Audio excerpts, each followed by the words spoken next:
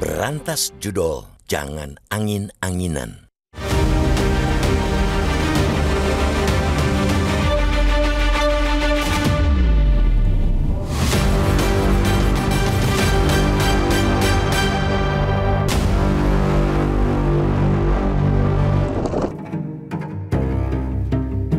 Di hadapan pemimpin ekonomi negara yang tergabung dalam Kerjasama Ekonomi Asia Pasifik atau Asia Pacific Economic Cooperation (APEC) di Korea Selatan, Presiden Prabowo Subianto antara lain menyoroti pentingnya kerjasama internasional dalam menekan kejahatan lintas batas. Kejahatan lintas batas yang dimaksud antara lain penyelundupan, korupsi, perdagangan narkotika, dan judi online judol atau judi daring. Kejahatan-kejahatan itu terutama judol telah merugikan ekonomi Indonesia. Diperkirakan Indonesia telah kehilangan sekitar 8 miliar US dollar setiap tahun atau setara 132,8 triliun rupiah akibat aliran dana keluar dari praktek perjudian daring.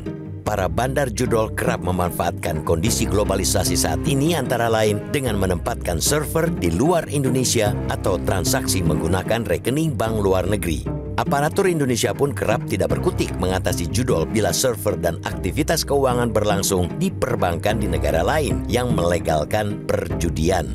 Kondisi tersebut tentu tidak bisa dijadikan alasan bagi negara untuk diam dan pasrah dalam mengadang para bandar judol. Kondisi global jangan dijadikan kambing hitam ketika penanganan hukum kasus judol di dalam negeri juga tidak maksimal. Ibarat pepatah, gajah di pelupuk mata tidak terlihat, semut di seberang lautan terlihat. Pernyataan Presiden di forum APEC semestinya menjadi tamparan yang membangunkan aparat hukum negeri ini. Presiden sudah berbicara di forum internasional untuk mengajak mereka menekan kejahatan lintas batas. Sungguh ironis kalau penanganan hukum kejahatan-kejahatan tersebut di dalam negeri justru dianggap angin lalu. Penanganan judol kencang dikala angin menerpa dan terlupakan ketika angin berlalu. Sejumlah kalangan memandang permasalahan utama semestinya dapat diselesaikan melalui langkah yang tegas terhadap pelaku, penyedia platform, dan pengguna di dalam negeri. Barulah kemudian langkah tegas yang konsisten di tanah air tersebut diperkuat dengan kerjasama dengan negara lain. Kerjasama internasional pada hakikatnya menjadi pelengkap, bukan alasan untuk menutupi lemahnya kebijakan domestik. Hal itu tentunya dimulai dari persoalan integritas pejabat publik. Celakanya, perkara integritas itulah yang selama ini menjadi salah satu masalah di negeri ini. Pasti masih lekat di memori masyarakat, seorang menteri yang tugasnya membersihkan ruang digital dari serbuan judol malah disebut-sebut turut melindungi situs judol.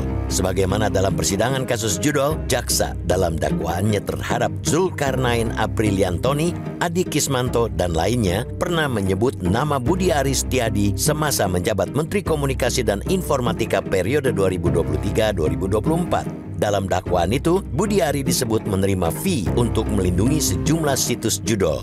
Namun melalui sejumlah keterangan media, Budi Ari membantah dakwaan jaksa tersebut.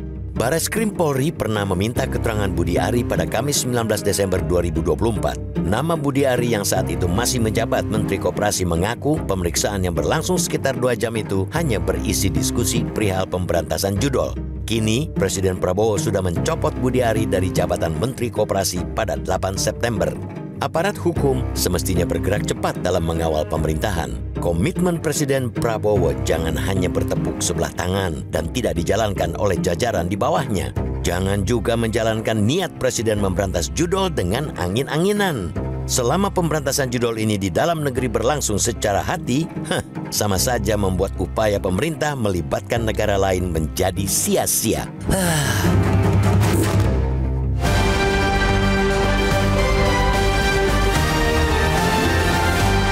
Jelajahi cara baru mendapatkan informasi. Download Metro TV Extend sekarang.